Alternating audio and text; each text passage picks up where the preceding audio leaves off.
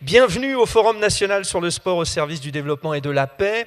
Nous aurons tout au long de la journée 3 tables rondes. La première assez vite, dès 10h, sur le rapprochement entre les deux Corées grâce aux derniers Jeux Olympiques de Pyeongchang. Une première table ronde que j'aurai l'occasion de vous présenter, dans laquelle nous allons nous retrouver dans un instant. J'aimerais bien sûr appeler le personnage clé de ce rendez-vous, puisqu'il est le président de l'Association française pour un sport sans violence et pour le fair play. Il est aussi, vous le connaissez, vice-président du CNOSF, Jean-Pierre Mougin. Je vous demande d'applaudir.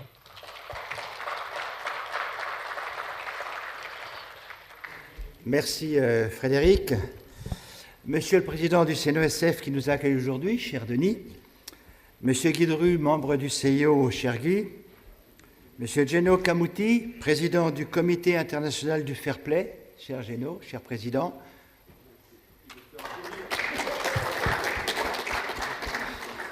Madame Angela Mello, directrice éthique, jeunesse et sport de l'UNESCO,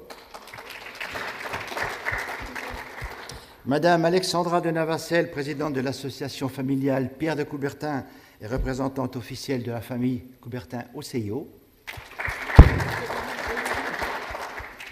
Monsieur Daniel Narcisse, grand témoin de ce forum.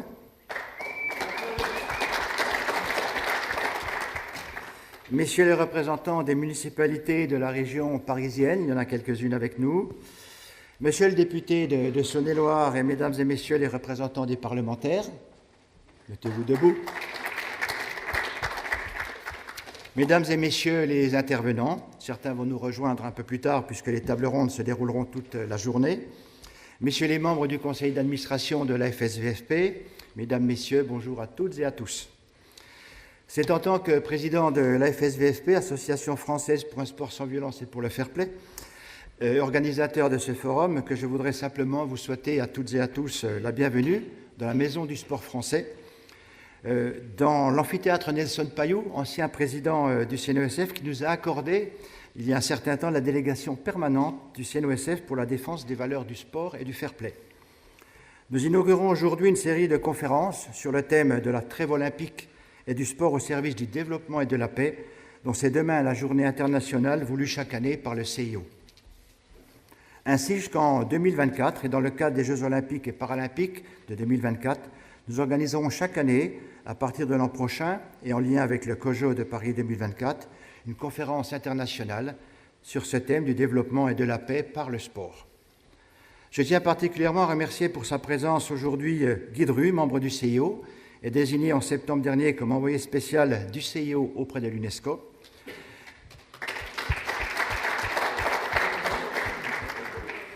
Merci également à Geno Kamuti, président du CIFP, Comité international du fair play, champion du monde hongrois de fleuret par équipe à Paris en 1957, double médaillé olympique, et élu président également du CIFP, ici même, dans cet amphithéâtre en 2000.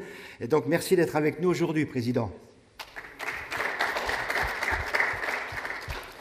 Merci aussi à Daniel Narcisse, 2 fois médaillé d'or aux Jeux olympiques, 4 fois champion du monde, sélectionné 311 fois, j'ai vu ça sur Wikipédia, en équipe de France, honoré ici même en novembre dernier par la FSVFP en tant que lauréat des Iris du sport, qui récompense, comme vous le savez, des sportifs et d'autres personnalités du sport ayant fait preuve d'un esprit sportif remarquable, qui a accepté d'être aujourd'hui le grand témoin du forum et qui sera dans quelque temps le président du club des lauréats des Iris du sport. Merci Daniel. Merci enfin à l'UNESCO d'avoir accepté de soutenir ce forum qui sera très certainement organisé à partir de l'an prochain dans les locaux de l'UNESCO.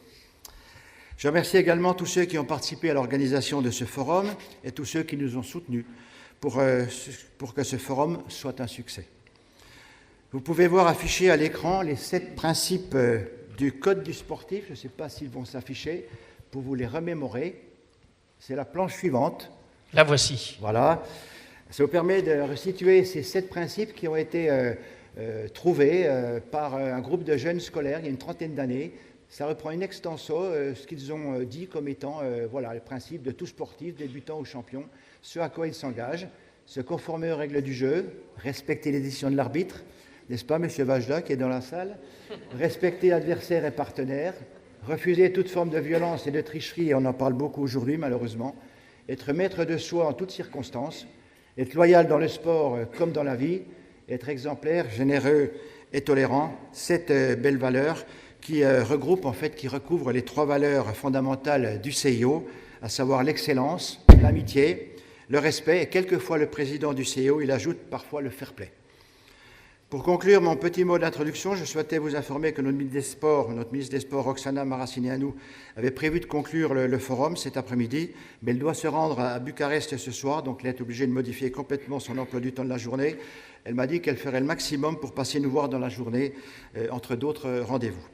Voilà, j'en ai terminé pour ce mot d'ouverture, et sans plus tarder, je redonne la parole à Frédéric Brindel, en vous souhaitant à toutes et à tous une excellente et fructueuse journée. Merci Jean-Pierre Mougin.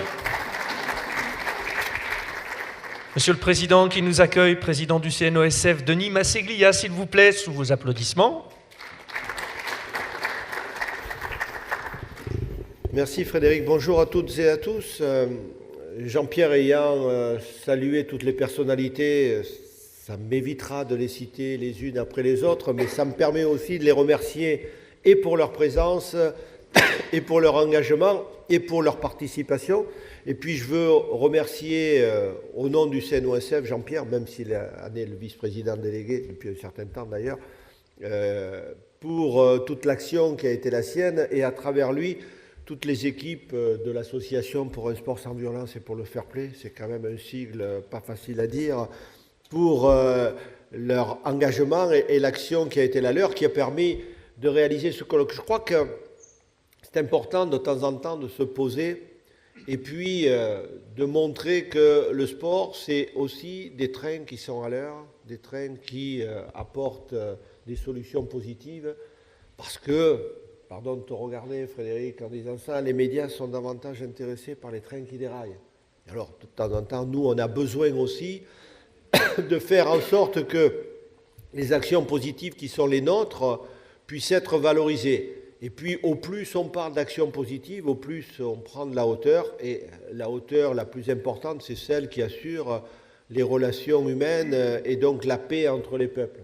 Et c'est important aussi de montrer quelle a été au cours du temps la contribution du sport, du mouvement sportif et de son représentant le plus illustre, le CIO, avec un membre éminent qui fait partie de l'assistance, pour que justement, à travers les actions qui ont été réalisées, on montre la puissance, le pouvoir du sport pour rapprocher les peuples. Alors le dernier exemple, évidemment, il fait partie du premier thème, plutôt du thème de la première table ronde, c'est celui du rapprochement entre les deux Corées. Je ne vais pas dévoiler ce qui va se passer, mais moi j'ai été personnellement extrêmement marqué par l'évolution de la situation. Un an avant les Jeux, on se posait la question de savoir si la Corée du Nord pouvait appuyer sur le bouton rouge et déclencher une guerre nucléaire avec la dissuasion dont les autres pays disposaient et la menace que la Corée du Nord pouvait laisser planer. Et puis, un an plus tard, au moment des Jeux de Pyeongchang, il y avait un défilé sidérant où les deux Corées étaient côte à côte et où on a eu aussi des épreuves dans lesquelles participait une équipe réunifiée de Corée du Nord et de Corée du Sud. Bon, il y a des spécialistes comme Pascal qui sont bien mieux placés que moi pour en parler, mais c'est tellement spectaculaire et on a tellement peu insisté sur ce que le sport avait permis d'avoir, alors que c'est l'équilibre mondial entre les pays qui étaient en quelque sorte menacés. Donc c'est important aujourd'hui qu'on puisse en parler. C'est important qu'à un moment donné ou à un autre, ça puisse être relayé. C'est important que d'autres, non pas expériences, mais d'autres réalisations concrètes dues au sport, sans parler de la partie de tennis de table au niveau de la Chine et des États-Unis, mais il y a tellement eu d'expériences positives, et puis il y a aussi tellement de réalisations qui se passent sans qu'elles soient spectaculaires, mais elles sont aussi productives de rapports autres entre des peuples qui auraient pu être belligérants et qui finalement sont dans des rapports pacifiques grâce au sport, que ça mérite effectivement un éclairage. Alors à la veille de la journée mondiale pour la paix de l'UNESCO et du parrainage du CIO par rapport au sport et à la paix, c'était important de faire ce colloque et de montrer toutes les facettes positives que le sport peut apporter au rapprochement des peuples et à la paix. Voilà. Donc, merci à toutes et à tous.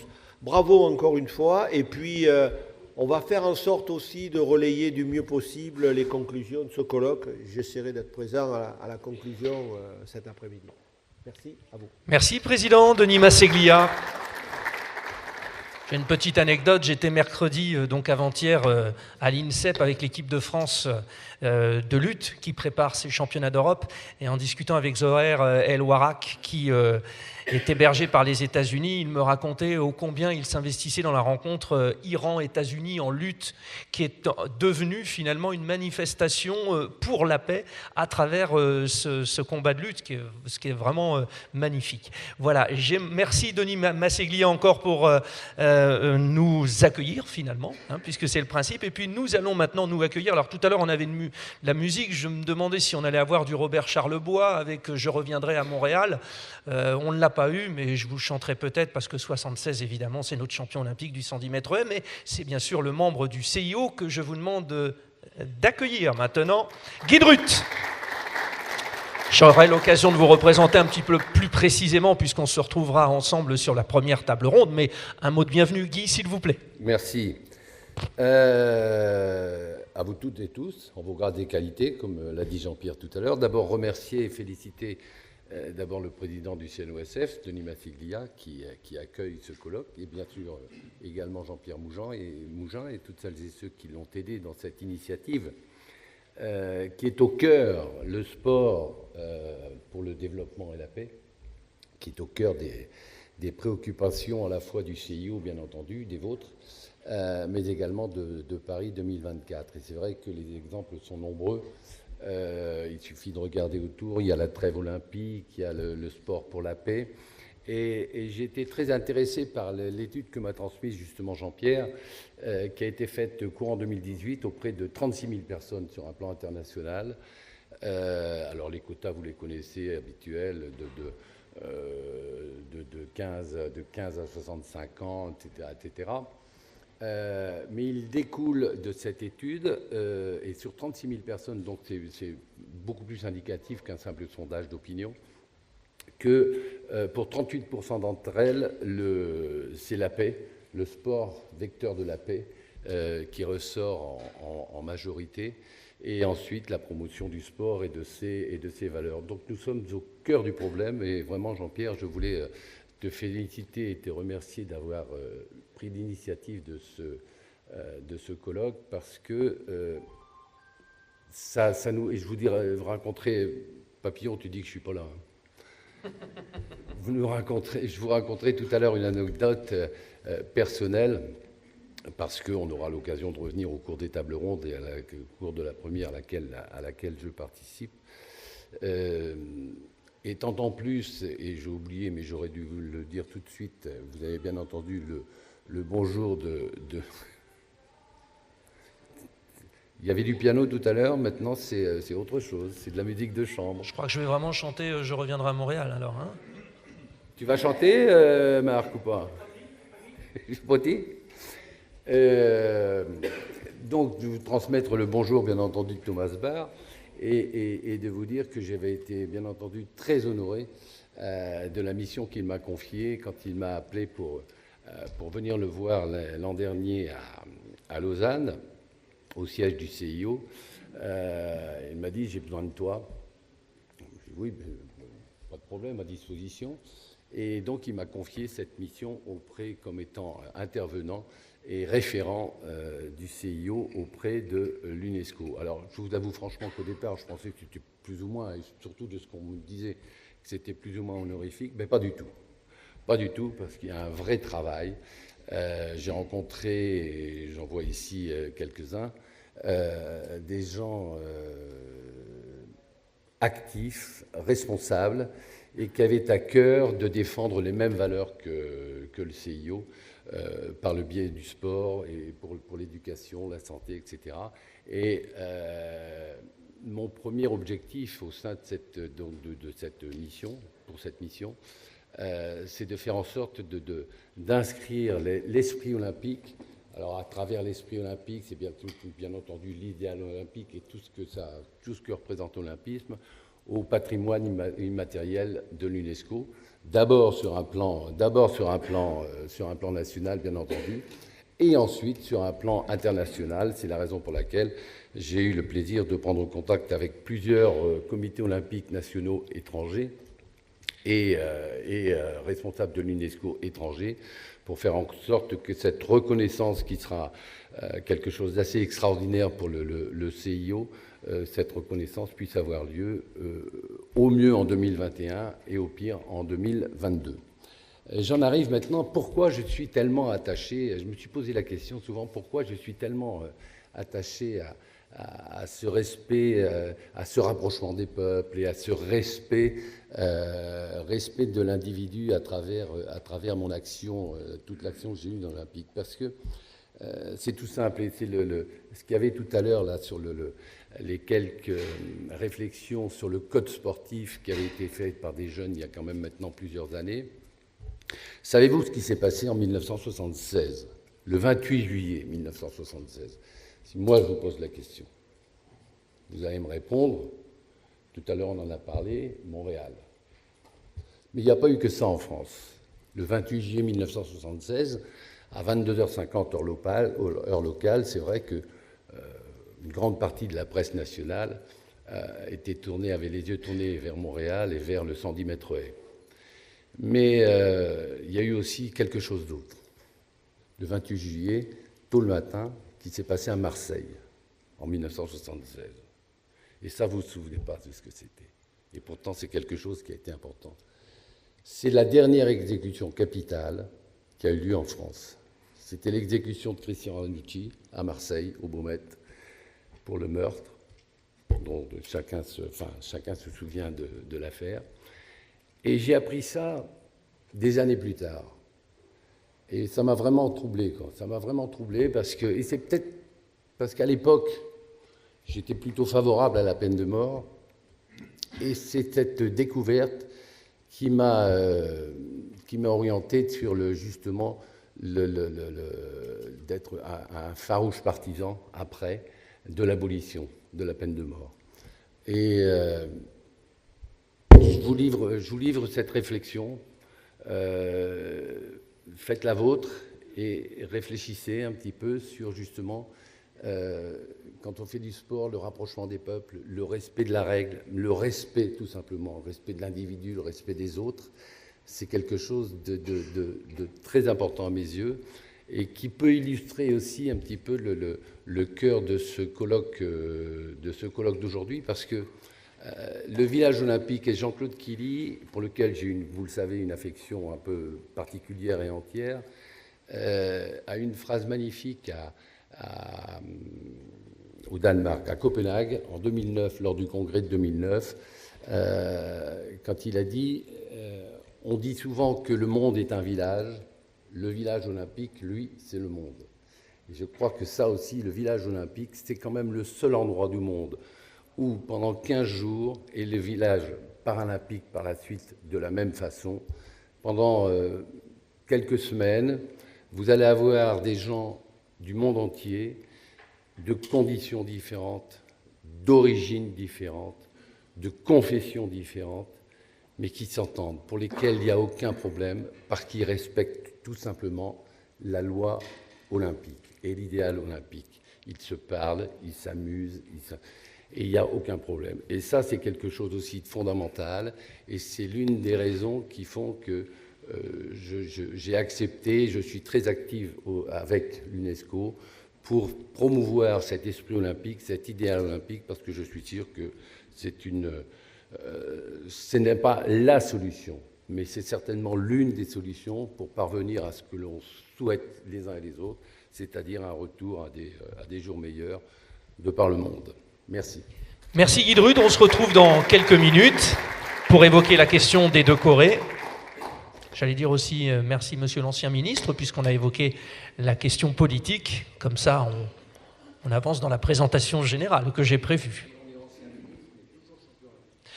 Alors oui, je traduis pour ceux qui n'ont pas entendu. On est ancien ministre, mais on est toujours champion olympique. Oui, oui, pour ceux qui ont commencé à applaudir, vous pouvez applaudir tous, effectivement, je suis d'accord. Je vais accueillir maintenant Angela Tello, directrice éthique. J'ai dit Tello ? Ah bon, d'accord, oui. Ah, oui, bizarre. Donc, je ne sais pas pourquoi c'est devenu ça dans ma tête. C'est écrit dessus, hein, Angela Mello, voilà. Des fois ça fourche. Directrice éthique, jeunesse et sport de l'UNESCO, que je vous demande d'applaudir. Angela Mello avec un M.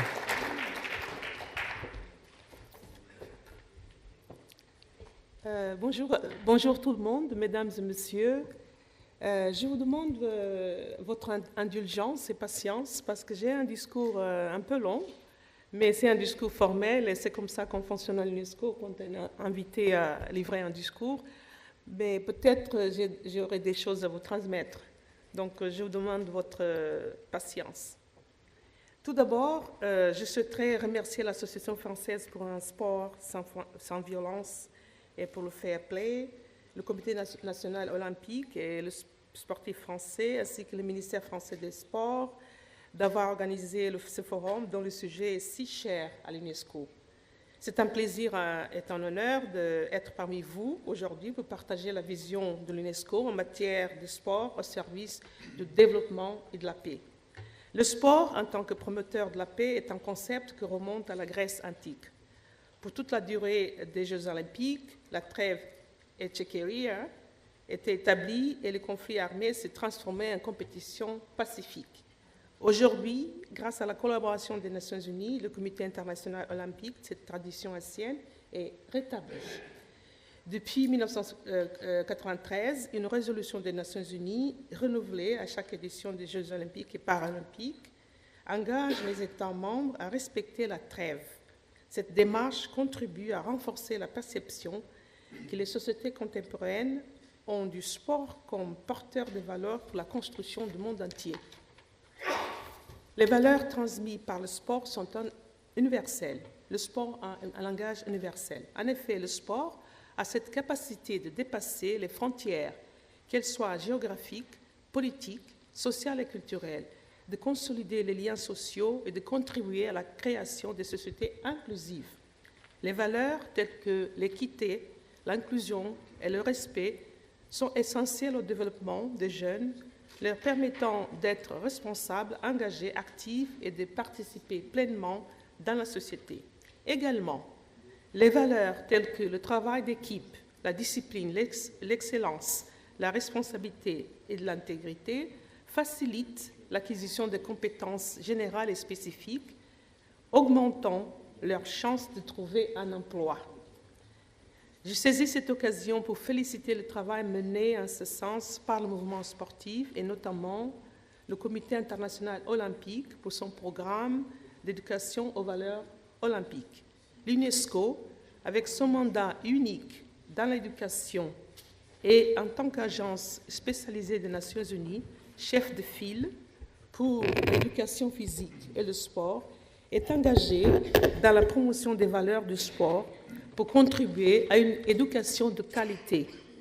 Dans ce contexte, le projet Éducation aux valeurs par le sport a été développé en partenariat avec l'Agence mondiale antidopage, le Comité international olympique, le Comité international paralympique, le Conseil international pour l'éducation physique et la science du sport et le Comité international du fair play afin d'intégrer les valeurs du sport dans les programmes scolaires du monde entier. Pour ce faire, le partenariat a développé un manuel adressé aux enseignants et aux éducateurs ayant comme titre « Les valeurs du sport dans chaque classe ». Enseigner le respect, l'équité et l'inclusion aux élèves de 8 à 12 ans. Il s'agit d'un outil qui complète les programmes scolaires existants et qui encourage l'engagement et la motivation des étudiants. En même temps, c'est une ressource qui vient en aide aux enseignants et aux éducateurs, quelle que soit leur spécialité, afin d'inculquer certaines des valeurs fondamentales portées par le sport. L'originalité de cet outil réside dans le fait qu'il ne s'adresse pas seulement aux éducateurs physiques, mais à tout enseignant.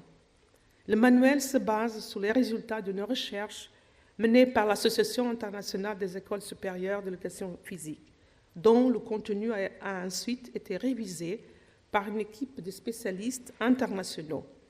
La phase pilote de cet outil a été lancée l'année dernière dans les écoles membres du réseau des écoles associées de l'UNESCO, qui ont été invitées à tester un échantillon de 12 fiches d'activité, 4 fiches d'activité abordant chacune des 3 valeurs promues, accompagnées d'un bref guide explicatif. La phase pilote, qui est toujours en cours, est censée être finalisée avant l'été 2019 et menée en anglais, français et espagnol. Le manuel complet sera adopté par l'UNESCO et ses partenaires en fonction des commentaires et des remarques des enseignants. Il sera enfin lancé lors de la conférence des États partis à la Convention contre le dopage qui aura lieu en octobre 2019. Les retours extrêmement positifs des écoles ayant déjà finalisé la phase pilote témoignent de l'impact significatif que les valeurs enseignées à travers le sport ont sur les jeunes et leurs entourages. Cette action va dans le même sens que les différentes initiatives engagées par le comité d'organisation des Jeux de Paris 2024 dans son programme de l'héritage des Jeux. Nous sommes d'ores et déjà engagés avec le comité pour accompagner le programme visant les écoles en tant que porteurs et promoteurs de l'esprit olympique à travers la labellisation Génération 2024 et notamment dans le cadre du parcours citoyen. Au fil des années, le sport s'est vu accorder une place de plus en plus importante dans le débat international en matière de développement, paix et la promotion des droits humains. Malgré aucune référence explicite y soit faite, le sport a été reconnu comme un moteur pour la mise en œuvre des objectifs de développement durable, ODD, du programme de développement durable à l'horizon 2030 des Nations Unies. Le plan d'action de Kazan, qui va être discuté sous peu, adopté en juillet 2017 par la 6e conférence internationale des ministres et hauts fonctionnaires responsables de l'éducation physique et du sport, MINEPS 6, a été pensé et dessiné justement pour relever ces défis. À travers les 3 domaines politiques principaux et 20 spécifiques, ainsi que 5 actions concrètes, le plan d'action de Kazan s'avère être un outil complet et inclusif où les États membres, les organisations intergouvernementales, les organisations sportives ainsi que la société civile au sens large trouvent leur place et peuvent apporter leur contribution. Sans trop m'attarder sur le sujet, mon collègue ici présent, Philippe Müller-Wyss, approfondira par la suite. Je voudrais mentionner l'importance que le plan d'action de Kazan accorde aux thèmes transversaux tels que l'inclusion, la jeunesse et l'égalité de genre. À cette dernière, une action spécifique a été attribuée, l'action 4, concernant la élaboration d'une étude de faisabilité pour l'établissement d'un observatoire pour les femmes et le sport. C'est avec plaisir que je peux vous annoncer aujourd'hui que le gouvernement suisse a décidé de financer l'étude de faisabilité et d'accueillir en Suisse le futur observatoire. En outre, depuis quelques années, nos sociétés sont à nouveau confrontées à des enjeux de taille. La montée des extrémismes violents, les conflits prolongés et l'émergence migratoire.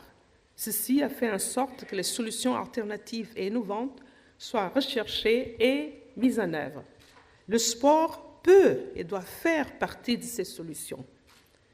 L'édition de 2018 du Forum social des Nations Unies, tenue à Genève du 1er au 3 octobre dernier, dont le thème était « Utiliser le sport et l'idéal olympique pour promouvoir les droits de l'homme pour tous et toutes, bien sûr, et renforcer le respect universel de ces droits ». Et seulement un exemple parmi les diverses initiatives liées à la promotion des valeurs à travers le sport que se multiplient dans le monde. La réunion d'aujourd'hui va dans la même direction et pour cette raison, je souhaite réitérer mon enthousiasme personnel et de l'UNESCO également d'être parmi vous aujourd'hui dans cet esprit de dialogue et d'échange entre toutes les parties concernées. Je vous souhaite une fructueuse réunion. Je vous remercie de votre aimable attention.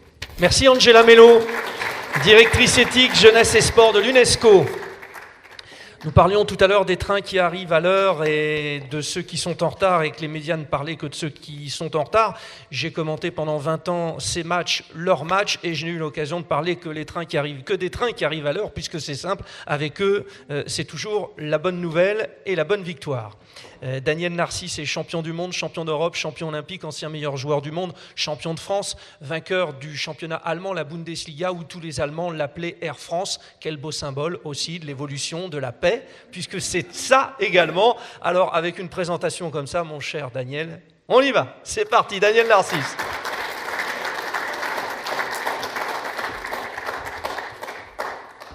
Bonjour à toutes et à tous. Merci pour cette belle présentation. Je ne m'attendais pas à entendre toutes ces médailles et tout ce que j'ai pu faire dans ma carrière. Des fois, j'ai tendance à oublier, à force de regarder toujours vers l'avant. Ravi d'être là, évidemment, aujourd'hui, d'être grand témoin. Pour moi, ça représente beaucoup sur une journée comme celle-là. Il y a quelques temps, j'ai été lauréat, comme disait tout à l'heure Jean-Pierre Mougin, d'un trophée qui m'a beaucoup touché. J'ai eu, comme Frédéric disait tout à l'heure, la chance de recevoir beaucoup de trophées, mais des trophées qui mettaient en avant surtout la performance individuelle, la performance collective, de la compétition, donc plein de choses autour du sport de haut niveau. Mais c'est vrai que ce trophée-là, quand on parle de défendre un petit peu l'esprit sportif, ça m'avait beaucoup touché, tout simplement parce que ça a mis en avant toutes les valeurs que j'ai pu avoir tout au long de ma carrière. Donc des valeurs de générosité, de partage, de transmission aussi, parce que si aujourd'hui je suis là, c'est que j'ai envie aussi de transmettre un petit peu toute l'expérience et tout le vécu que j'ai pu avoir dans ma carrière, toutes les valeurs que j'ai pu partager pendant ces longues années. Et même si j'ai plus le short et le t-shirt pour le faire en équipe de France ou avec le Paris Saint-Germain, c'est avec ma veste de costard que je vais essayer de transmettre toutes ces valeurs, en tout cas auprès de tous les jeunes qui ont besoin d'accompagnement, en tout cas dans leur vie et dans leur quotidien de tous les jours. Voilà. Juste un mot sur tes activités aujourd'hui au sein du PSG Handball, avec un nouveau challenge finalement. Ouais, c'est vrai que j'ai pris ma retraite l'année dernière et j'ai préparé quand même 3 à 4 années auparavant un petit peu la reconversion ma reconversion. Et c'est vrai que la reconversion des sportifs de niveau, ça reste quand même aujourd'hui encore une problématique très compliquée à travailler tout simplement. Mais je crois que j'ai réussi à trouver un peu un équilibre dans cette nouvelle vie. J'ai été accompagné par beaucoup de monde, je dois l'avouer, que ce soit en équipe de France ou avec le club de Paris Saint-Germain. Et c'est vrai que mon rôle de capitaine sur les dernières années m'a permis de mettre un pied vraiment dans l'organisation du club. Et aujourd'hui, de manière assez naturelle, j'accompagne un petit peu tous les différents secteurs d'activité auxquels j'ai des missions, comme la partie business du club, dans la partie un petit peu formation auprès des jeunes. Il y a aussi le développement du club tout simplement. Et c'est vrai que j'avoue que ça n'a pas été très évident parce qu'on a un rythme de vie un petit peu particulier dans le sport pendant 20 ans. Et de passer de l'autre côté des rideaux et d'avoir notamment des horaires de bureau, c'est franchement pas évident. Mais je crois que je suis encore un petit peu dans l'organisation de mes journées. Mais je crois que quand on est accompagné avec des personnes que j'ai la chance de côtoyer tous les jours au club, ça permet vraiment de bien comprendre ce que c'est un sportif de haut niveau et de lui permettre petit à petit d'attaquer tout simplement cette nouvelle vie. Oui, Daniel qui nous vient d'un endroit tellement symbolique du sujet d'aujourd'hui, son île de la Réunion. Je vous laisse méditer. Daniel Narcisse. Merci. Nous allons accueillir également le politologue et maître de conférence Youssef Fattès. Ça lancera, on va dire véritablement, nos 3 tables rondes à suivre. Youssef Fattès, sous vos applaudissements.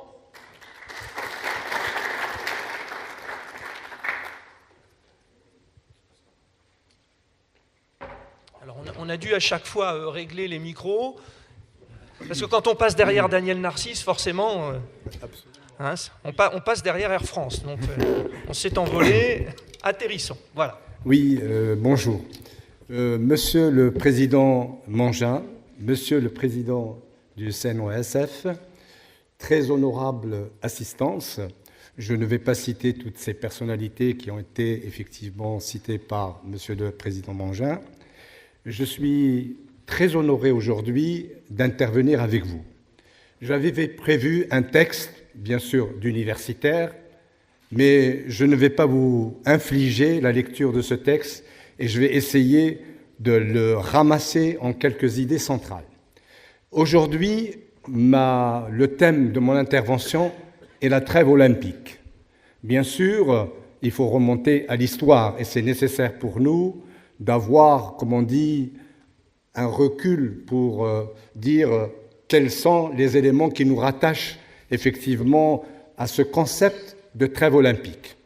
Bien sûr, je vais faire des redondances, malheureusement, parce que le texte qui traite de la trêve olympique a été édité dans la dernière production de l'association. Et vous avez 3 intervenants, en particulier Madame José Lalard, qui a été haut fonctionnaire de l'UNESCO, qui se pose 2 questions. La première, c'est que, est-ce qu'aujourd'hui, les hommes, l'humanité d'aujourd'hui, a la même sagesse que ceux, disons, que les Grecs? Ça, c'est le premier point. Et le deuxième point qu'elle pose, elle nous dit, sommes-nous plus barbares que que ces Grecs-là? Fekhrou Kidan, qui a été aussi le bras droit du président Samaranch, pose une question.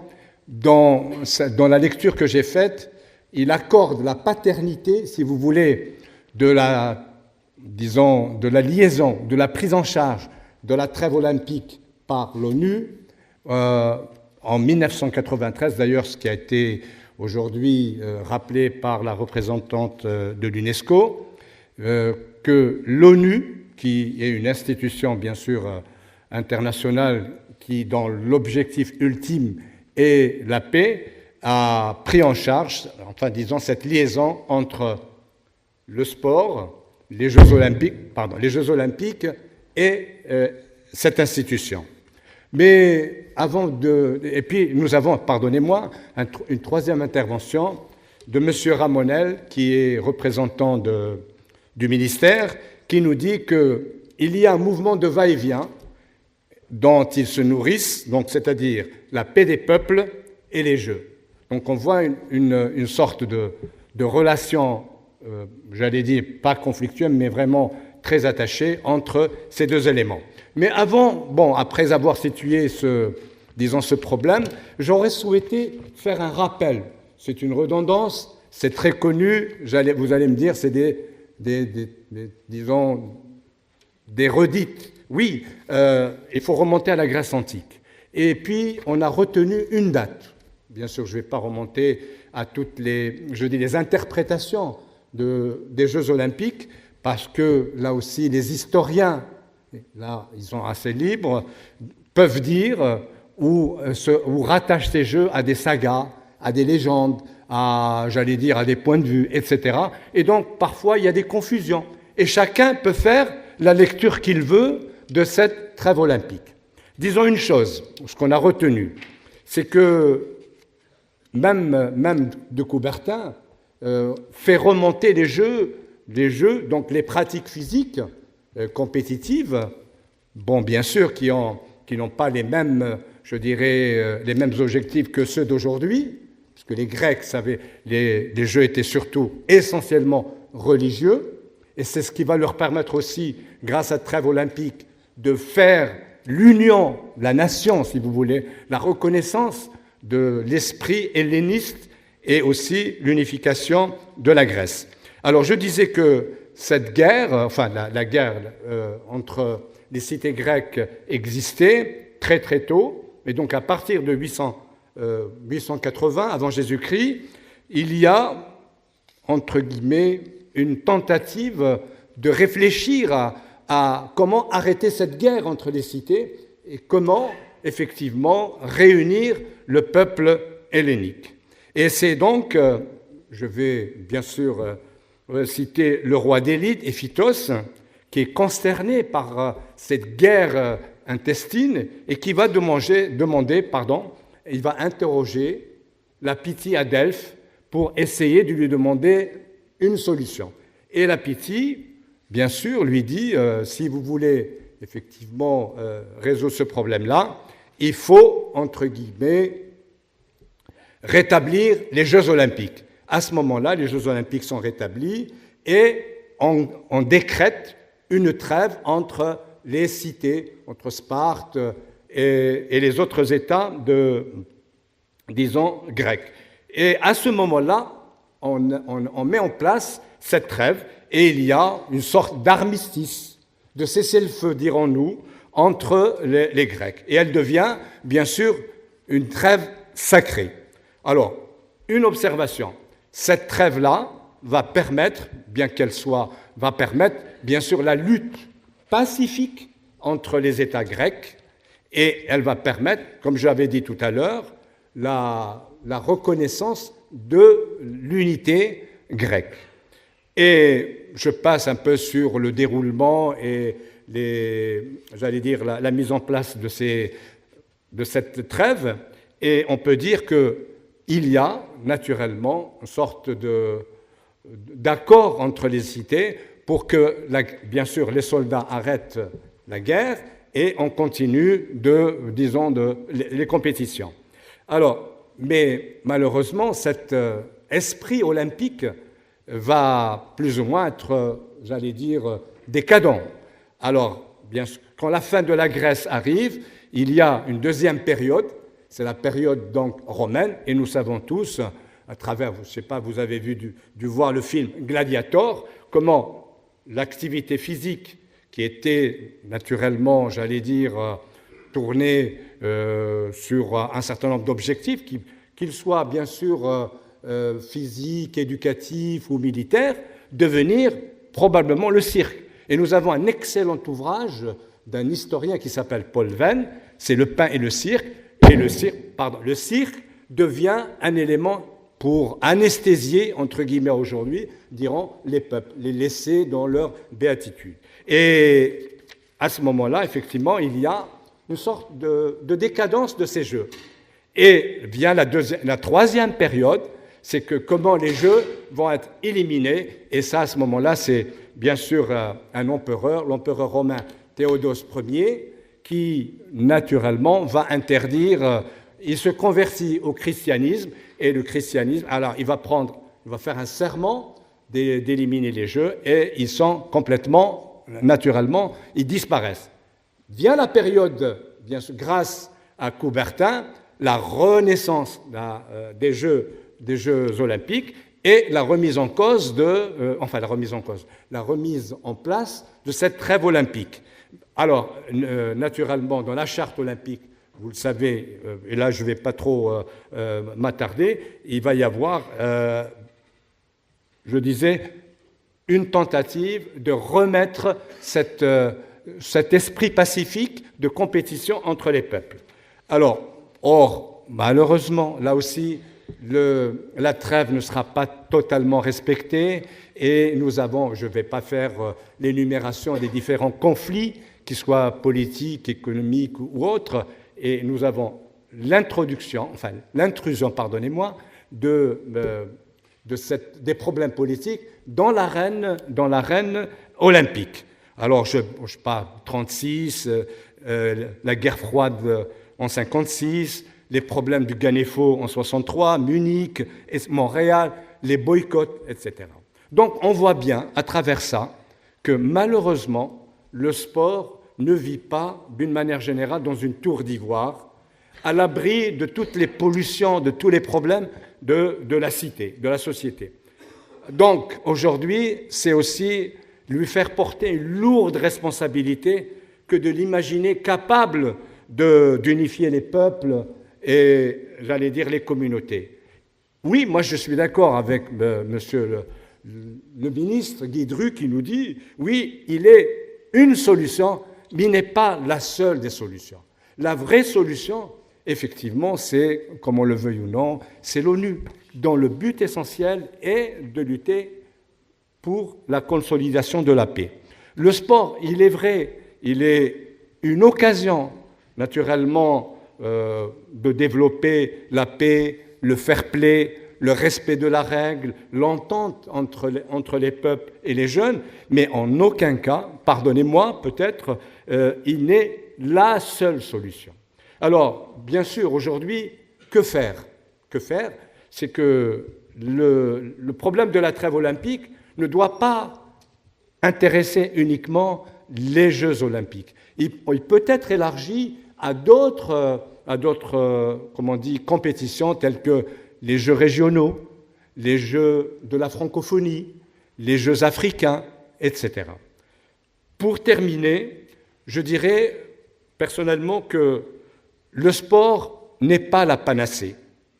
Il doit bien sûr être associé aux institutions, mais en ce qui concerne, j'allais dire, la paix, il peut jouer un rôle, mais il peut jouer encore plus un rôle dans le développement. Et aujourd'hui, si les conflits s'accentuent au niveau mondial, c'est parce qu'il y a la question aussi du développement. Je pense à l'Afrique. L'Afrique aujourd'hui est en attente, effectivement, de besoins de développement.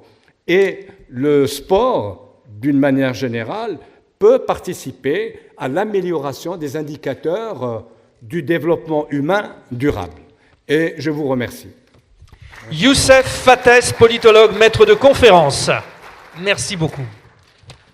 Nous passons à notre première table ronde. Souvenez-vous, ces Jeux olympiques d'hiver 2018 qui sont finalement les Jeux de la possible réconciliation entre les deux Corées. Petit rappel historique, 50-53, c'est la guerre de Corée. En 53, il y a un armistice, mais il n'y a pas de traité de paix. Et on va rentrer dans une longue période de conflits et d'intérêts internationaux autour de cette Corée du Nord qui pose essentiellement deux problèmes. Celui d'être, avec Cuba, l'un des deux pays à ne pas rentrer dans le principe de l'économie de marché. Donc il y a déjà une problématique évoquée. Puis la deuxième, avec l'Iran, d'être l'un des deux seuls pays à ne pas respecter le traité de non-prolifération nucléaire. Des essais, des attaques aux missiles et beaucoup de tensions, des attentats de la part des Nord-Coréens à l'encontre de la Corée du Sud.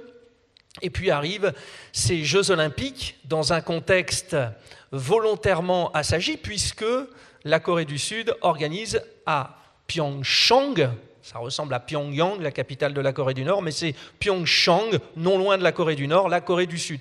Beaucoup d'athlètes français, notamment, posent la question de la sécurité. Et puis arrive cette rencontre. Kim Jong-un, le président nord-coréen, décide de faire un pas que la Corée du Sud accepte. Que s'est-il passé? Les deux nations défilent ensemble lors de la cérémonie d'ouverture. La sœur du président nord-coréen vient à la rencontre du président de la Corée du Sud. Une équipe unifiée, celle d'hockey sur glace féminin, est présentée, conjointe aux deux pays. Et puis on retrouve aussi, tout au long de ces Jeux olympiques, des supporters nord-coréens qui notamment acclament les performances des Sud-Coréens. Les deux objectifs par rapport au rapprochement de ces deux pays à travers le sport, les Jeux Olympiques de 2020, Tokyo, avec l'ambition d'avoir sur 4 disciplines différentes des équipes unifiées. J'invite d'ailleurs à vous remémorer le dernier championnat du monde de handball en 2019 en Allemagne et au Danemark, où il n'y avait qu'une seule équipe de Corée, la Corée réunifiée. Ça avait une valeur symbolique évidemment, puisque nous avons très peu de handballeurs nord-coréens de haut niveau, mais quand même. Et puis l'ambition suprême, on en reparlera bien sûr avec nos invités, c'est l'organisation conjointe des Jeux Olympiques de 2032 entre la Corée du Nord et la Corée du Sud. Derrière ce conflit, juste pour être le plus exhaustif possible et pour remémorer pour ceux qui en auraient besoin, il y a bien sûr un conflit international puisque la Corée du Sud est schématiquement soutenue par les États-Unis et encore une fois schématiquement la Corée du Nord est soutenue par la Chine. Vous comprenez bien les enjeux qui se trouvent derrière cette confrontation des deux pays si proches et si éloignés. Des rencontres entre le président Donald Trump et Kim Jong-un en ce début 2019 qui ont quand même été un constat d'échec, mais qui ont eu le mérite d'exister. Je vais donc appeler les 4 intervenants de cette première table ronde qui vont venir s'installer sur ces fauteuils. Vous choisissez, messieurs, le fauteuil que vous voulez.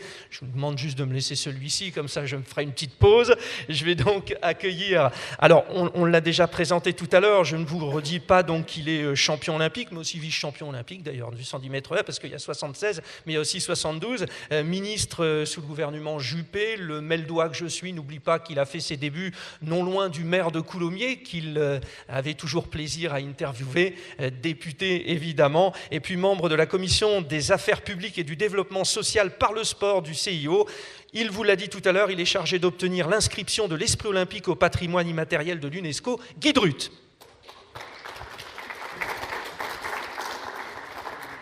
Vous choisissiez votre siège, cher Guy. Je vais accueillir maintenant quelqu'un qui est maître de conférence à l'Institut d'études européennes de l'Université de Paris 8, spécialiste du champ des relations internationales et de la géopolitique. C'est un homme de presse aussi, avec la publication de l'année stratégique, de la revue internationale et stratégique également. En 1996, il développe le concept de prolifération étatique. Certains disent que c'est encore plus dangereux que la menace nucléaire parce que la multiplication d'États peut poser problème, effectivement. Il est membre du Conseil consultatif pour les questions de désarmement de l'ONU entre 2001 et 2005.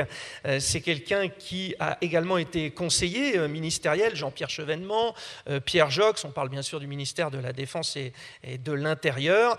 Il est aujourd'hui évidemment très impliqué dans cette création de l'Institut de Relations internationales et stratégiques, la fameuse IRIS, qui au fil des années est devenu un institut important représentant la France et d'ailleurs un des rares instituts qui ne soit pas créé finalement par les États. Ce monsieur, c'est Pascal Boniface. Je vous invite d'ailleurs à accepter la performance qui est la mienne, c'est-à-dire de vous présenter en quelques petites phrases des gens qui ont des lignes de CV absolument considérables. J'essaye de faire de la synthèse, pardonnez-moi si j'ai omis certaines choses, j'essaye d'aller à l'essentiel. Je voudrais maintenant accueillir quelqu'un qui est ambassadeur français du sport. Tout est dit finalement, ce ministère des Affaires étrangères est le sien. C'est quelqu'un qui, avec son célèbre ministère situé au Quai d'Orsay, a privilégié, vous savez, la diplomatie économique d'influence et touristique représentée par Business France, Atout France, la filière sport, etc., qui avait été lancée en 2014 par Valérie Fournéron et Laurent Fabius. Il est aujourd'hui l'un des symboles de la diplomatie sportive, la diplomatie par le sport. Il nous dira que la France sait faire, qu'elle peut encore plus faire, mais que c'est une histoire maintenant installée et sur laquelle il faut compter. Je vous demande donc d'applaudir Philippe Vinogradov.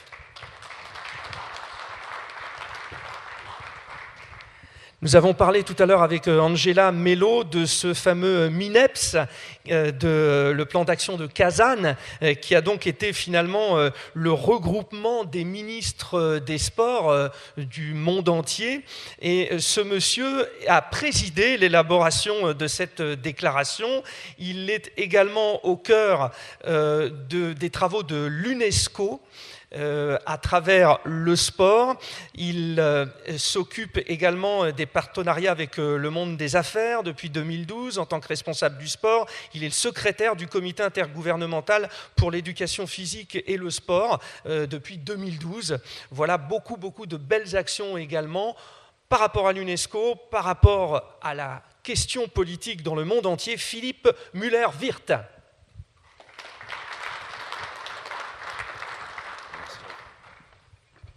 Merci à vous tous. Je vous propose, alors vous avez donc un micro. On va peut-être commencer par Guy Druth.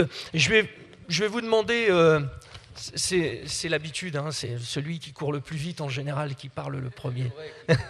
Oui, mais enfin, quand on a la formation en général, ça reste.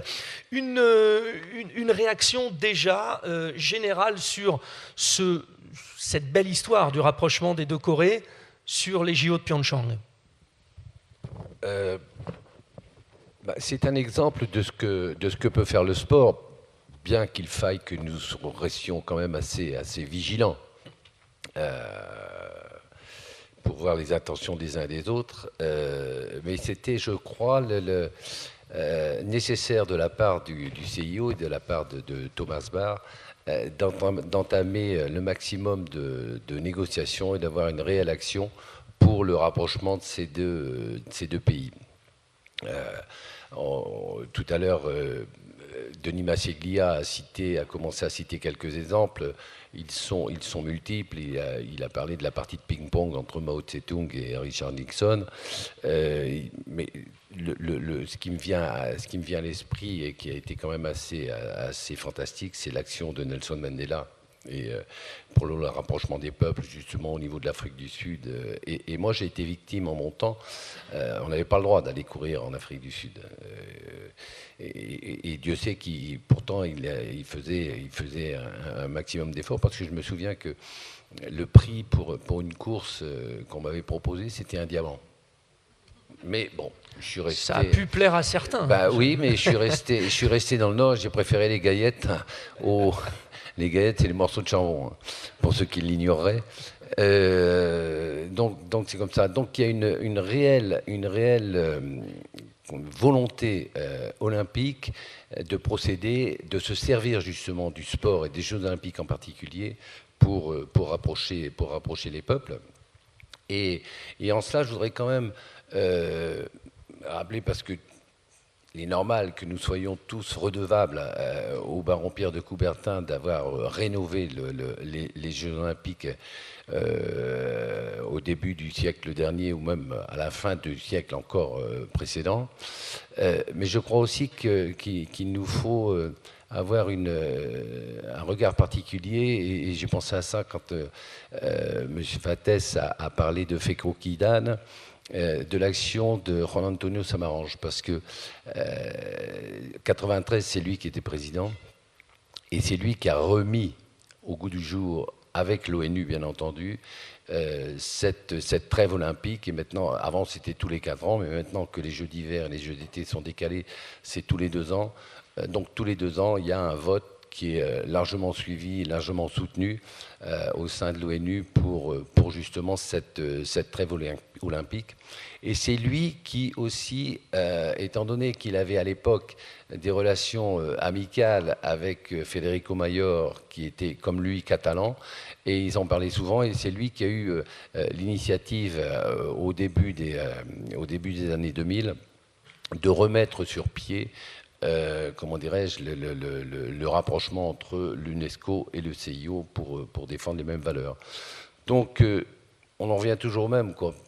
Là, il y a un exemple particulier de ce que peut faire le CIO, pour le rapprochement des peuples et la lutte pour la paix, ou la promotion de la paix à travers ce rapprochement des deux Corées.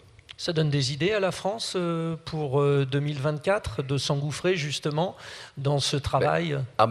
C'est une action qui est au cœur des préoccupations, je vous l'ai dit tout à l'heure, de Paris 2024. On n'a pas c'est pas exemplaire, mais de suivre un petit peu ce qui est fait d'ailleurs par c'est pour ça qu'il y a eu un protocole d'accord et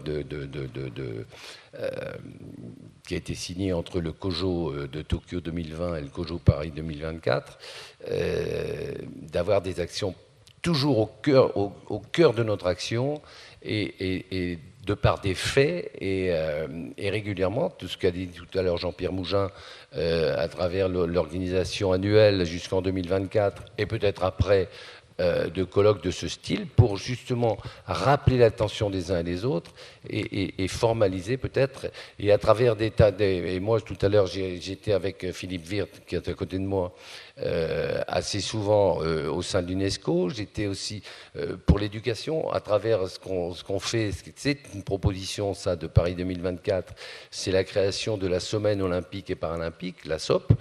Et je fais en sorte de rapprocher justement Paris 2024 de l'UNESCO pour que cette semaine scolaire soit mondialisée, que justement les enfants, dès leur plus jeune âge, prennent conscience de la défense et de la promotion des valeurs communes qui sont promues à la fois par le CIO et par l'UNESCO sur le partage, le développement, le respect, etc., etc. Et ça, je crois que c'est... Et à travers ce qui s'est passé aux Jeux de Pyeongchang à travers les deux Corées, et toujours rappeler que, parce qu'il y a quelques membres du gouvernement, et j'en parlais tout à l'heure rapidement avec Pascal Boniface, qui avait mis en cause la participation française aux Jeux de Pyeongchang, que c'était une erreur. D'abord parce que ça n'est pas le gouvernement qui décide, c'est le mouvement sportif qui décide. Il y a l'indépendance.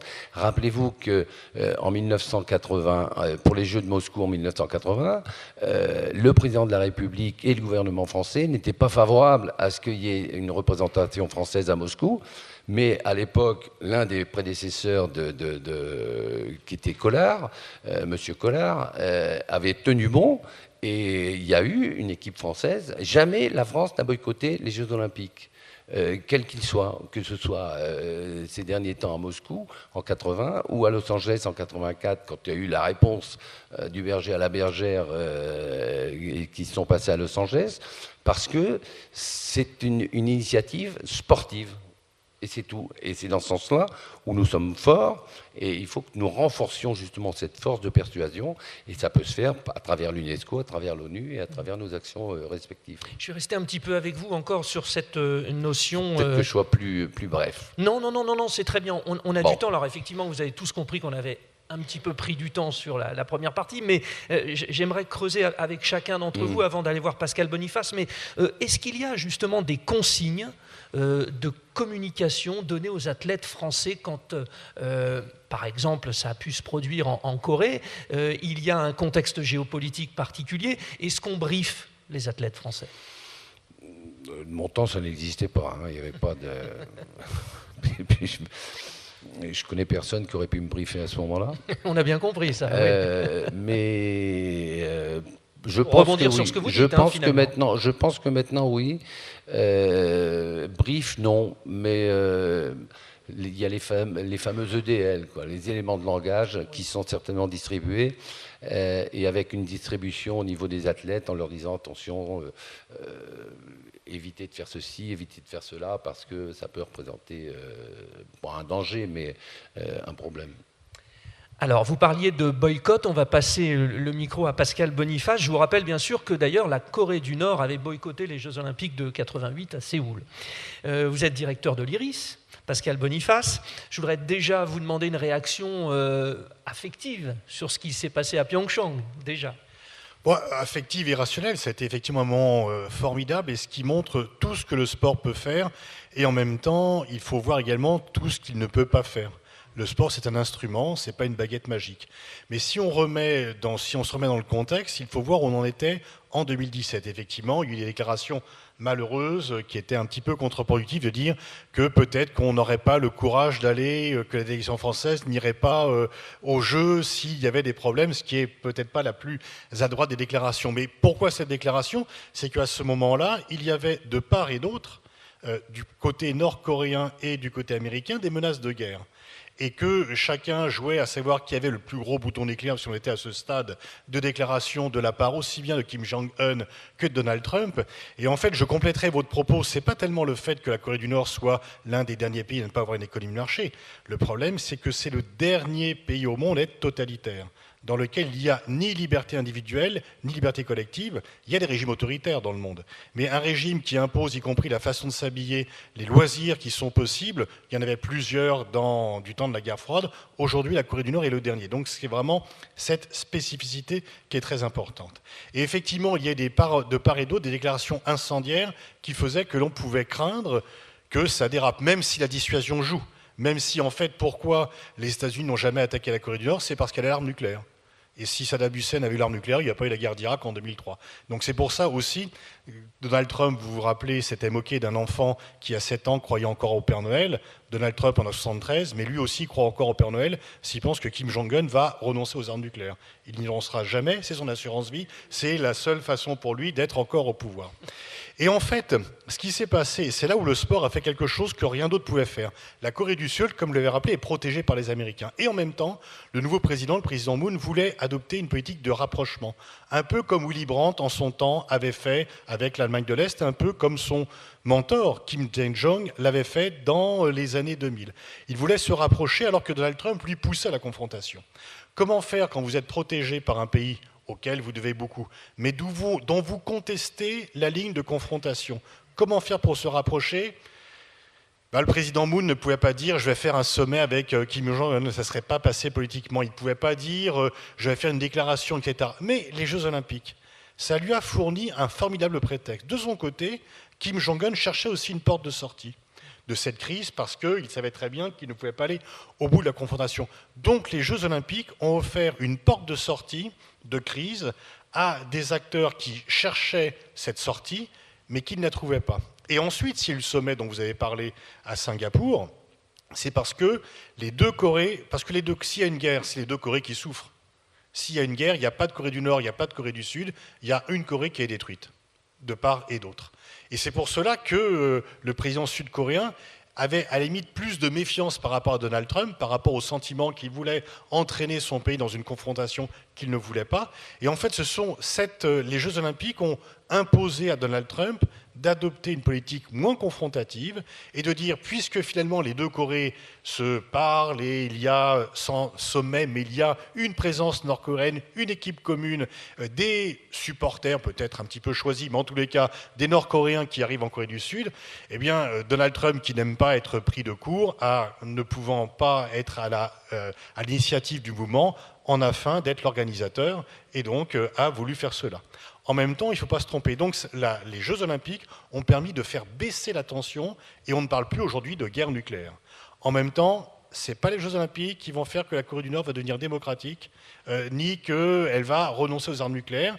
Mais si elle peut faire baisser les tensions, rapprocher les gens, c'est déjà beaucoup parce que finalement, une fois encore, ça a été le seul moyen de pouvoir faire baisser la tension et intelligemment, les dirigeants coréens, y compris de la Corée du Nord, se sont emparés de cet instrument pour passer à une autre phase des relations internationales. Je voudrais gratter un petit peu.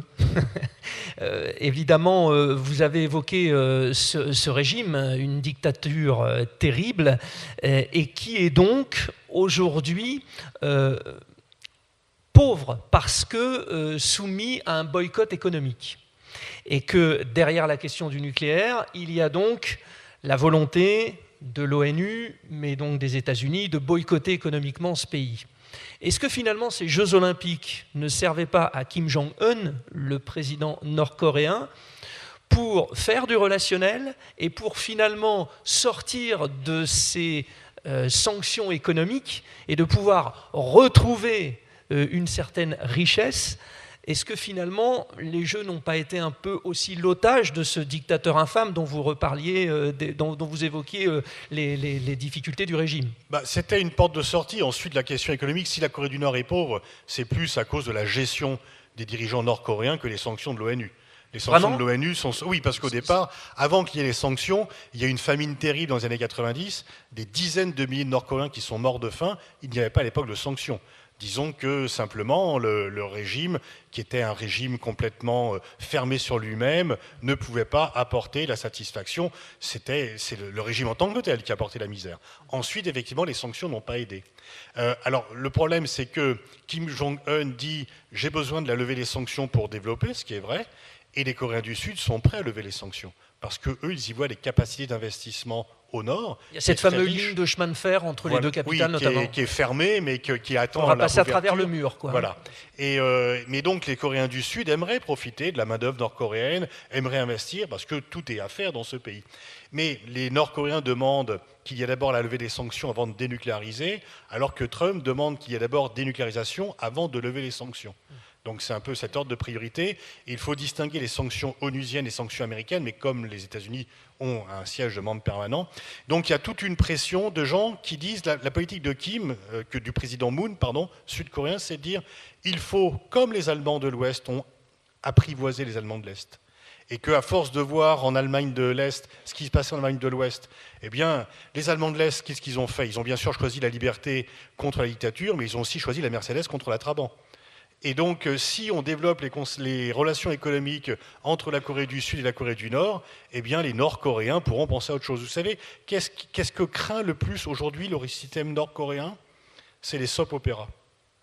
Parce qu'on envoie des CD, des clés USB, de soap opéras, et les Nord-Coréens auxquels on dit, parce qu'il y a un monopole de l'information, les Nord-Coréens auxquels on dit depuis des décennies que la Corée du Sud est en état de misère et qu'ils vivent dans un paradis sur Terre, disent « Oulala, ça a l'air pas mal quand même l'enfer », parce qu'apparemment, ils ont des belles maisons, des belles voitures, ils sont habillés différemment. Donc c'est aussi par cela, c'est apprivoiser, développer les contacts pour faire baisser les tensions. Merci beaucoup, Pascal Boniface. On reviendra aussi avec vous, bien sûr, parce qu'il y aura des questions. C'est important, j'ai beaucoup aimé cette opposition Trabant-Mercedes, quand même. C'est joli. Philippe Vinogradov pour le ministère de l'Europe et des Affaires étrangères.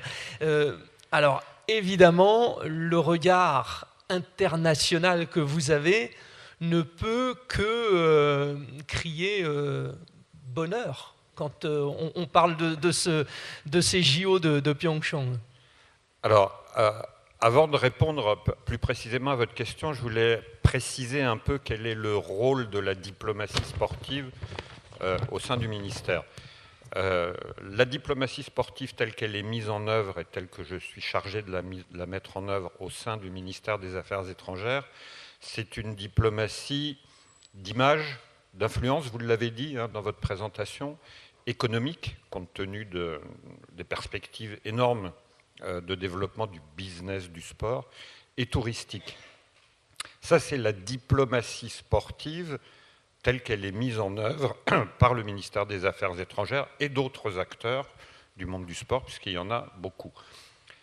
Ce dont on parle aujourd'hui, c'est autre chose. Ce n'est pas de la diplomatie sportive, c'est de la diplomatie par le sport. Comme l'a dit Pascal Boniface, c'est l'utilisation du sport comme un instrument à des fins de diplomatie plus classique, rapprocher des positions de pays en conflit, quel que soit le type de conflit. Alors oui, bien sûr, voir deux pays qui renoncent à une phase chaude de conflit pour revenir à quelque chose de plus contrôlé, de plus froid, avec des peuples qui se rapprochent et qui se parlent. Dans le cas de la Corée, c'est particulièrement important. Évidemment, ça peut ne faire que le bonheur d'un diplomate. Mais je voudrais reprendre ce qu'a dit Pascal et ce qu'a dit M. Fattès. Il ne faut pas demander au sport plus qu'il ne peut donner. Le sport peut faire beaucoup pour la paix, par les valeurs qu'il véhicule, par les opportunités de développement, d'insertion sociale, de promotion sociale, de promotion des droits de la femme, promotion de la protection de l'environnement, qui va être un des piliers des Jeux de Paris 2024. Le sport peut faire beaucoup, mais il ne peut pas faire tout. On a évoqué tout à l'heure la trêve olympique dans la Grèce antique. C'est vrai qu'elle était scrupuleusement respectée. Elle n'a jamais empêché les cités grecques de s'entrégorger consciencieusement pendant des siècles. Et si l'unité est venue, elle est venue imposer de l'extérieur. Sur la Corée, c'est un peu la même chose. Le sport est un instrument qui est mis à profit dans le cadre de l'expression de volonté politique de parvenir à un accord. Des deux côtés, on souhaitait sortir de la crise, parvenir à quelque chose. On a utilisé le sport parce que c'est un instrument qui est consensuel, qui est populaire, qui a des valeurs qui permettent ce genre de choses, mais ce n'est pas le sport qui va permettre la réunification de la Corée. De même que ça n'est pas le ping-pong qui a permis la reprise des relations entre les États-Unis et la Chine.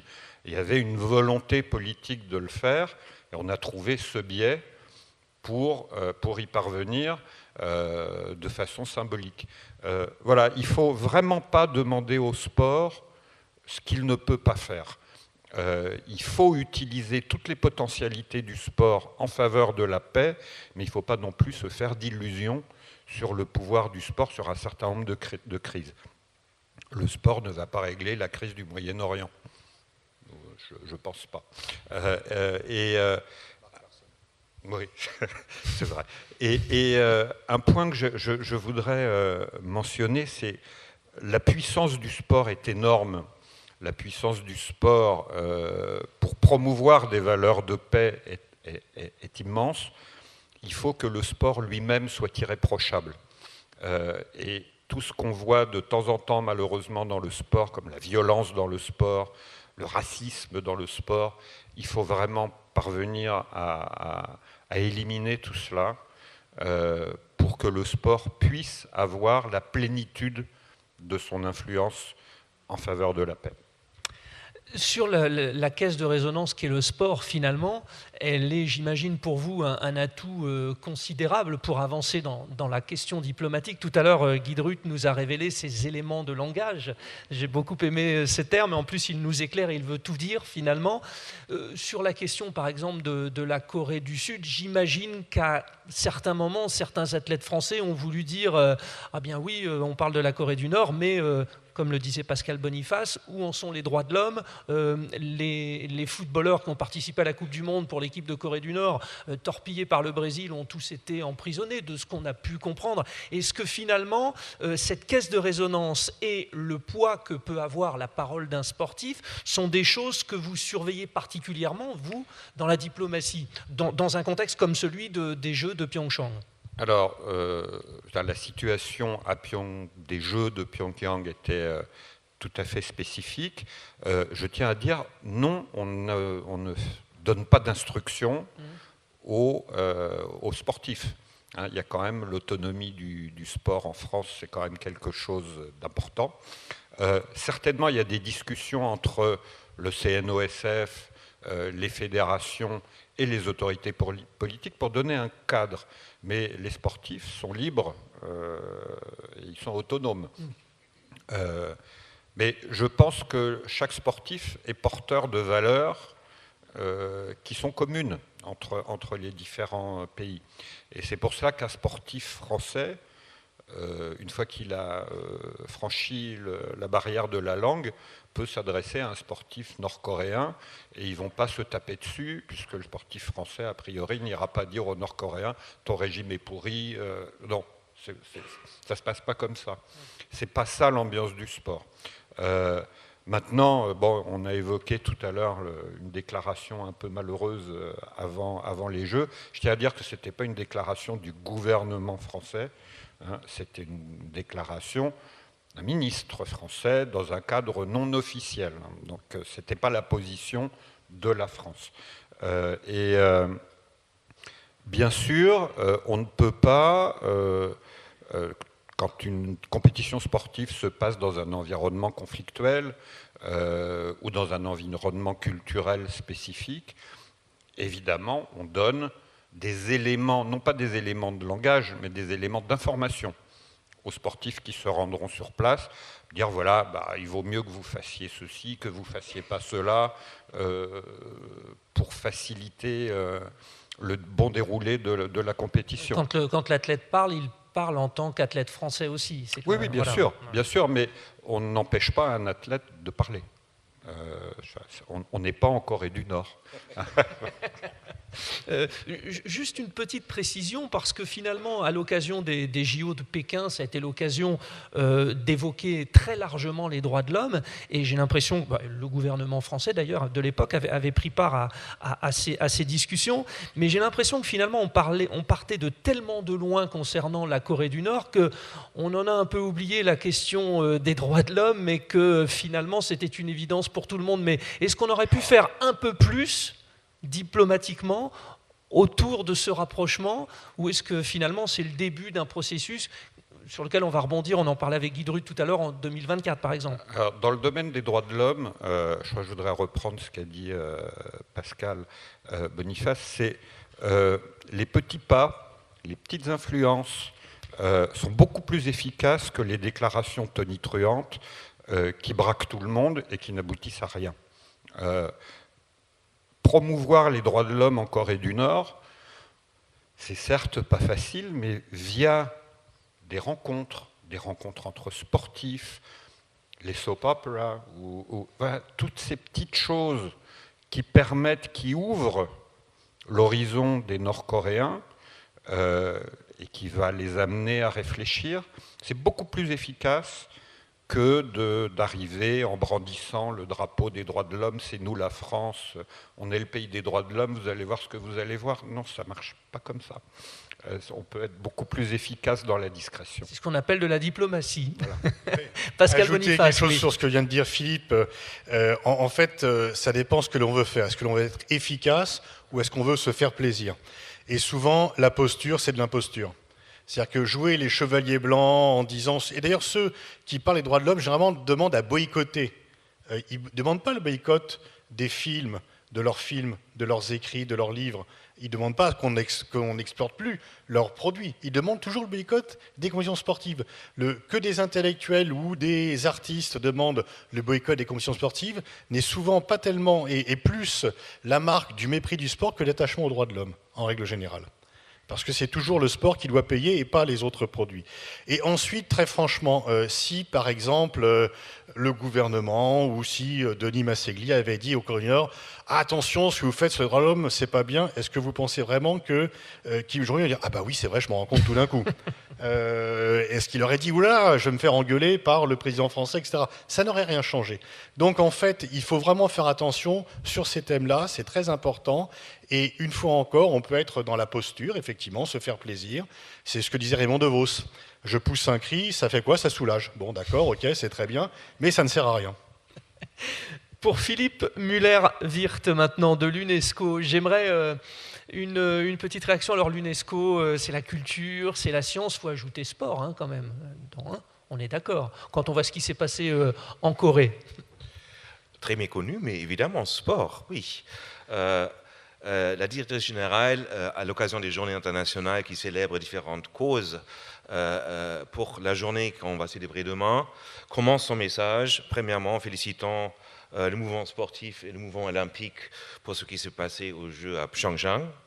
Mais elle enchaîne, elle dit, quelques mois plus tard, les deux Corées ont en commun déposé un dossier et leur candidature pour inscrire la lutte coréenne traditionnelle dans le patrimoine immatériel de l'humanité. Donc, on va dire tout de suite le lien entre sport et culture d'un côté, mais aussi la fonction de l'UNESCO qui s'occupe de ces soft power issues. Hein. C'est des domaines du pouvoir souple, comme on dit, et qui peut avoir, dans des situations figées, comme est la situation de la Corée depuis beaucoup de temps maintenant, avoir un levier extrêmement important politique et diplomatique. Je vous fais réagir sur l'opposition Trabant-Mercedes, parce que j'ai l'impression que vous êtes un peu concerné par Oui, j'ai vécu ça. J'étais à Berlin lors de la chute du mur. J'ai vécu dans le Berlin-Ouest, entouré de l'Allemagne de l'Est. Une chose qu'on ne peut pas raconter si on n'a pas vécu ça. Oui, je suis très sensible à ce qui se passe en Corée. Et quand j'entends ce qui se passe, une Corée qui défile ensemble dans des jeux, ça me touche très très profondément au niveau personnel. C'est quelque chose qui a été inimaginable à l'époque des deux Allemagnes. Et donc pour moi, c'est un pas énorme. Un pas énorme. Qu'est-ce que l'UNESCO peut retirer, utiliser et finalement aller dans son action du geste de Cathy Freeman, l'Australienne, envers les aborigènes et ses origines, envers le geste magnifique de la coureuse sud-africaine aux côtés de Derarte Toulou et ce rapprochement du peuple noir et du peuple blanc, si tant est que ça puisse exister, mais qui était le symbole de l'apartheid. Ça fait quand même beaucoup de très beaux symboles, le point des coureurs américains. L'UNESCO, elle l'utilise, elle s'en sert, elle peut surfer dessus, pardon pour le mot surfer, mais bon, c'est évocateur. Évidemment, c'est peut-être pas au niveau de la communication où nous ne sommes pas les mieux placés, c'est certainement au niveau de l'éducation, où ces histoires, ces symboles sont extrêmement puissants et doivent être partagés. Ce savoir doit être transmis à des générations qui ne connaissent pas nécessairement les histoires en ayant témoigné ça en direct. Donc il y a un défi aussi dans la manière dans laquelle on transmet ces modèles de rôle. Et donc, effectivement, le partage au niveau international est très important. L'UNESCO, faisant partie des Nations Unies, évidemment, le plus grand souci, c'est de diminuer les inégalités entre les peuples et dans les nations elles-mêmes. Et donc, ces symboles-là peuvent contribuer à avoir une conception des valeurs universelles, non seulement du sport, mais du système des Nations Unies. Ma dernière question vous concernant, je voudrais revenir sur Kazan. Vous avez réuni donc les ministres des sports des pays du monde entier. Alors, déjà, est-ce qu'il y a un ministre des sports en Corée du Nord? 2, était-il présent ou celui qui est censé faire office d'eux? Et on sait que la Corée du Nord n'est pas le seul pays qui pose problème dans la question des droits de l'homme, des libertés. Est-ce que ça a été l'occasion, justement, cette rencontre des ministres des sports, d'évoquer ce qui peut déranger? Alors, ça va jusqu'à la question du dopage, par exemple. Vous n'allez pas m'amener sur un terrain trop glissant. Les deux Corées sont les deux États membres de l'UNESCO, chacune disposant d'une vote égale. Le ministre du Sport de la Corée du Nord, de la République démocratique populaire de Corée, a été bien présent à Kazan. Ce n'est pas nécessairement l'occasion, certainement moi je n'étais pas témoin de rien, quand on organise une conférence comme ça, on ne voit rien du tout, donc j'étais aveugle par rapport à tout ce qui se passait à cette conférence, mais si quelque chose a pu évoluer, ça a dû se passer au niveau bilatéral. Je sais que la Corée du Sud n'a pas été représentée par leur ministre, mais par une délégation de haut niveau, mais je ne pense pas effectivement que ce soit nécessairement nécessaire qu'ils discutent à cette occasion-là. Cependant, les mécanismes dont dispose l'UNESCO, à part la conférence de ministres du sport, la charte internationale pour l'éducation physique, l'activité physique et le sport, est un moment où tous les États membres doivent se mettre d'accord formellement sur un certain nombre de valeurs qui définissent le sport. Et les deux Corées ont adopté cette charte qui parle du droit au sport, qui parle de l'égalité de genre, qui parle de la diminution des inégalités. Les deux Corées l'ont adopté. Donc c'est un instrument aussi pour faire converger des régimes qui sont fondamentalement différents au niveau politique autour des valeurs communes. Merci messieurs. Alors Jean-Pierre, on a quelques questions du public. C'est pas qu'on a été très long, mais c'est qu'au départ, on a pris un peu de retard. Et c'est tellement passionnant que je ne lâcherai pas, parce que les réponses qu'on a eues sont particulièrement éclairantes. Alors, est-ce que vous avez des questions pour nos 4 intervenants? Ce que je vais faire, non, mais je vais me déplacer. Je pratique le sport aussi, donc comme ça. Allons-y, voilà, au petit trot. Présentez-vous peut-être. Oui, Daniel Lévy, membre du conseil d'administration de la FSVFP. Je voudrais revenir sur une information que vous avez donnée. En 2019, 3/4 des pays qui font partie du Conseil des droits de l'homme n'existaient pas en 1948. Ces 3/4 des pays, c'est-à-dire 75%, ne sont pas des îlots de démocratie. Vous avez les pays, enfin grosso modo, les pays non alignés qui sont à peu près 120, 117, 120, les pays islamiques qui sont 57, 60, il y a les pays africains qui sont un peu moins. Bien. Donc l'UNESCO, l'ONU, etc. est censé représenter ces valeurs. Comment? Par les présidences tournantes automatiques. Je ne ferai allusion que par exemple à l'époque du président Kadhafi, le Conseil des droits de l'homme était présidé par un représentant libyen, ce qui, avec le recul, ça paraît quand même paradoxal.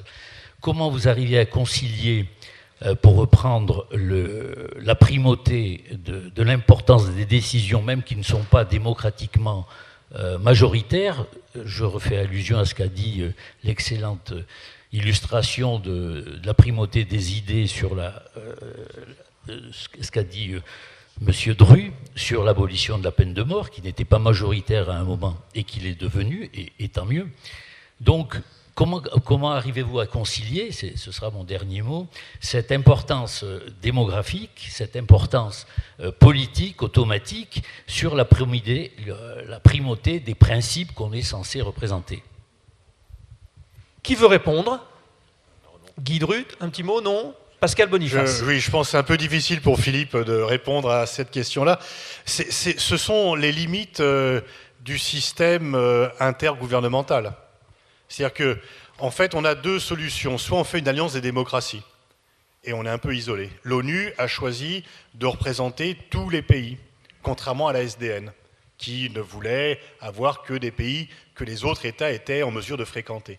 Et donc, par définition, comme pour les différents comités, c'est sur une base géographique, il y a parfois, effectivement, ce qui peut apparaître à tout le moins comme des erreurs de casting, comme la présidence du Conseil des droits de l'homme par la Libye, effectivement, parce que la Libye s'est fait élire au sein du groupe du monde arabe, etc. Donc, c'est les limites. L'ONU n'est pas une alliance des démocraties, l'ONU est la réunion de tous les pays qui existent sur Terre et qui ont fait acte de candidature. Et donc, certains sont des démocraties, d'autres ne le sont pas. Et bon, en plus, après, c'est très difficile de savoir. Alors, il y a bien sûr des cas qui sont évidents, mais qui est en mesure de délivrer des certificats de démocratie? C'est qui juge les juges, quoi. Hein. Donc, c'est toujours un peu compliqué. Mais donc, les limites du système intergouvernemental, c'est ça, c'est que c'est le reflet du monde actuel et non pas le reflet du monde dans lequel on aimerait vivre. Un complément, Philippe Müller-Wirth? Oui, je crois une chose qui nous évite des problèmes très politiques, c'est que dans le sport, on a très peu d'instruments contraignants. Donc, tout est basé sur le volontariat parmi les membres des différents comités et groupements. Et deuxièmement, qu'il y a quand même une fonction très essentielle, que toutes les décisions qui sont prises dans ces organes, ces mécanismes, sont fondées sur l'évidence scientifique. Ils ne sont pas dérivés par des postulats moraux, c'est basé sur un travail de recherche qui a une masse critique et qui peut être prise en compte dans la définition des objectifs et des priorités. Donc je crois que ça aussi, c'est un mécanisme qui assure qu'on a une certaine neutralité par rapport à des positions politiques très, très différentes. Et Philippe Vinogradov. Philippe. J'avais juste une remarque, c'est le système international, intergouvernemental ne prétend pas être parfait, mais je pense qu'on se rendrait compte très rapidement de son importance s'il n'existait plus. C'est un endroit où tout le monde se parle, où tout le monde se rencontre, où tout le monde échange. C'est essentiel, c'est vraiment essentiel. Ce qui ne veut pas dire que tout est parfait, mais encore une fois, imaginez le monde sans l'ONU, sans les organisations internationales. Le monde est déjà pas extraordinairement positif, ce serait bien pire. Alors, une autre question. On retiendra un qui peut juger qui. J'ai mon fils qui passe le bac et il ne comprenait pas pourquoi la culture était en fait une question de philosophie. Je lui ai dit, mais si, parce que ça permet de voir les choses différemment suivant sa culture. On y était, qui juge qui? Monsieur. Bonjour à tous et à tous, je m'appelle Hans Nalbani, je suis doctorant en droit du sport au comité départemental olympique et sportif de Meurthe-et-Moselle. Et en parallèle, je vais représenter la délégation française à l'Académie internationale olympique. Il y a un séminaire international en études olympiques qui a lieu à Olympie, justement en Grèce, sur ce sujet, la diplomatie olympique et la paix, très prochainement au mois de mai. Alors j'ai une question très précise. Je voulais vous demander, qu'est-ce que vous en pensez du rôle de la France par rapport à la Coupe du Monde qui a eu lieu récemment en Russie. la Russie est très critiquée pour empiéter les droits de l'homme. Et est-ce que la France, justement, qui est garante des droits, libertés fondamentaux, des droits de l'homme, avait son mot à dire et aurait pu faire bouger les lignes en peut-être via, en s'abstenant de participer ou via un coup de communication un peu plus virulent. Enfin, comment on peut utiliser la diplomatie justement olympique et sportive dans ce genre de compétition, surtout que la Russie était très critiquée. Voilà, logiquement, Philippe Vinogradov, peut-être ? Juste un point d'abord, je pense que personne ici ne va regretter la participation de la France à la Coupe du Monde en Russie, compte tenu du résultat. D'autre part, je pense qu'on peut reprendre tout ce qu'on a dit auparavant. Il y a la posture et puis il y a l'action. La posture aurait été de la part de la Fédération française de foot, parce qu'encore une fois, ça n'est pas le gouvernement qui décide, hein, c'est le mouvement sportif. Et la Fédération française de foot, elle n'a pas de raison d'aller donner des leçons à la Russie. On sait tous que la Russie n'est pas une démocratie parfaite. Le fait que le monde se rencontre dans plusieurs villes de Russie, dont certaines villes qui ne sont pas forcément facilement accessibles, qui est le monde entier sur le territoire russe, il n'y a pas de chose plus efficace pour promouvoir la liberté quelque part. C'est ce que Pascal a dit. Décider de ne pas participer, c'est un peu ce que disait Pascal, je reprends, c'est plus un mépris pour le sport qu'un amour de la liberté. Il ne faut pas que le sport soit otage, ça nous fait penser à la Coupe du Monde 78 en Argentine. Michel Hidalgo avait été victime d'une tentative d'enlèvement puisque la France acceptait de jouer la Coupe du Monde 78 en Argentine. Mais en même temps, l'opposition argentine, y compris l'opposition armée, les Montoneros, demandait aux gens de venir en Argentine pour témoigner de la répression. Et donc, une fois encore, au nom de qui on parle ? Ceux qui demandaient à ce que la France boycotte ne parlaient pas au nom des Russes. Parce que les Russes voulaient voir le monde. Les Russes voulaient voir les équipes venir, avoir ses contacts, etc. Et ne demandaient pas le boycott en aucune manière. Donc il faut voir comment on fait évoluer les choses. Est-ce que vous pensez que si on avait dit on n'y va pas, la réaction, c'est la même problématique que pour la Chine. C'est-à-dire que si on avait boycotté les Jeux de Pékin, les Chinois auraient dit décidément le monde ne nous aime pas. Décidément, il y a un complot anti-chinois ou un complot anti-russe, et ça aurait resserré le contrôle du gouvernement sur la population qui aurait fait corps. Je note aussi, pour être un peu dans la provocation, que le Royaume-Uni a lancé la guerre d'Irak en 2003, ce qui a quand même contribué un petit peu à beaucoup de choses négatives, que personne n'a demandé le boycott des Jeux de Londres. Et donc, le boycott, c'est toujours quand ce n'est pas les pays occidentaux. Et donc, le monde est divers, l'Occident n'est pas seul au monde, il y a d'autres pays, et en termes de liberté, quel est le pays, selon vous, qui a le plus grand taux de prisonniers par habitant ? Les États-Unis. Ouais. Philippe Muller-Witt.